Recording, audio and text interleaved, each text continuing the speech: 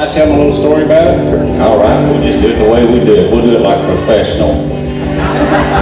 A long time ago, in a land far away called West Texas and Northeast New Mexico, if you was a long-haired hippie musician, cosmic cowboy type, it was dangerous. Because this was before Willie Nelson sang at the Armadillo World Headquarters here in Austin, Texas, bringing the hippies and the rednecks together,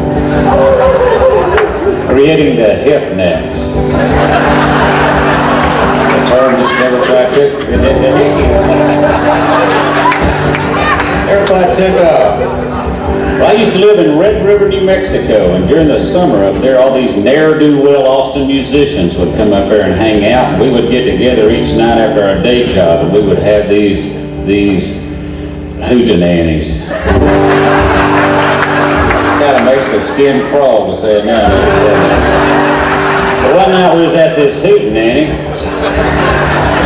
and it was my turn to go get the beer. Now there were two bars in Red River, New Mexico. You opened the door where the hootenanny was, and right across the street was the hardcore, serious cowboy, hillbilly, redneck country bar.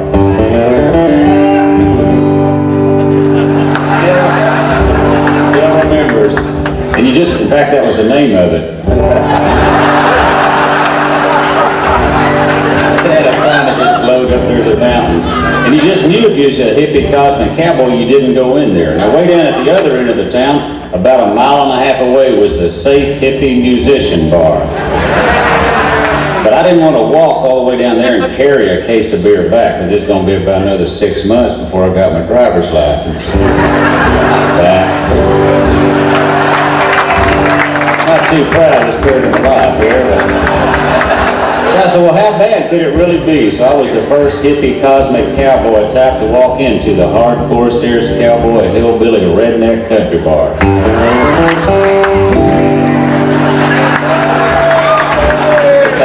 Never forgets. Just like riding a bicycle, isn't it? Yeah. So I walked in there, there was about 40 of these old boys and one old woman.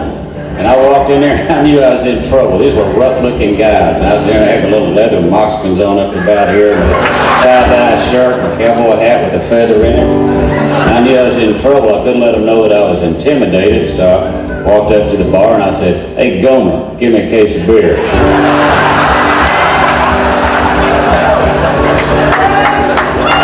I worked on this since for a while, Jerry. The guy looked at me and said, "How'd you know my name?"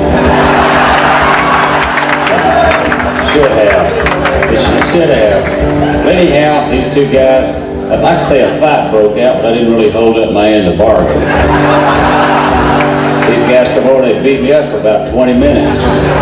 Then they wander off and they start playing foosball. And I couldn't let them get away with it. So I raised up and I said, "You guys ain't so tough. I've been beat up worse than this by bikers."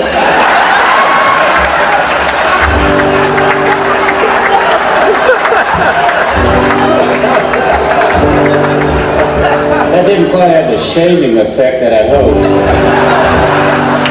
They came back over. Then I went back to the hootenanny, and I stood there at the door, and I think I got my nose broken. A guy by the name of B.W. Stevenson said, "Did you get the beer?" At that hootenanny that night was Cowboy Bob Livingston. He left the next day. So I made up this song. He said, "Sit down." So I made up this song. Cowboy Bob was there. He left the next day, went to L.A., started playing with Michael Murphy. They left there, come here, and he started playing with you. Now the story, The song wound up. it wound up, it said, "One night at the Broken Spoke, you broke a string, and you said, 'Bob, sing a song.'" So Bob sang the song that I made up the night I got beat up in Red River, New Mexico.